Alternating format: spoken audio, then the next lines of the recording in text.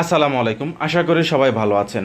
অপেক্ষাটা যদি আল্লাহর জন্য হয় এবং আপনার যে সিদ্ধান্ত নিয়েছেন সেটা যদি আল্লাহর উপরে ছেড়ে দেওয়া হয় যে আপনার জীবনে কি হবে এবং আপনি কি পাবেন, আল্লাহর উপরে ভরসা করেন, আল্লাহর উপরে তাওয়াক্কুল করে থাকেন, তাহলে দেখবেন যে আপনার জীবনটাও সবচেয়ে সুন্দর এবং সার্থক হবে।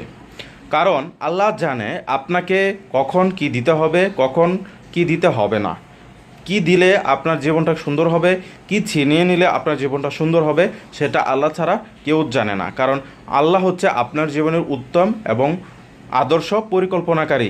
আপনার জীবনে আপনার ক্ষেত্রে অনেকগুলো পরিকল্পনা ভুল হতে পারে, কিন্তু আল্লাহ আপনার জন্য যা পরিকল্পনা করেন সেটা সবচেয়ে ভালো এবং প্রাণবন্ত হবে। সুতরাং আপনি আল্লাহর অপেক্ষা যদি করে থাকেন যে আল্লাহ দিবে, সেটার উপর যদি ভরসা করতে পারেন, তাহলে দেখবেন আপনার জীবনটা অনেকাংশে সুন্দর এবং সার্থক হবে। ধন্যবাদ সবাইকে। সালাম আলাইকুম।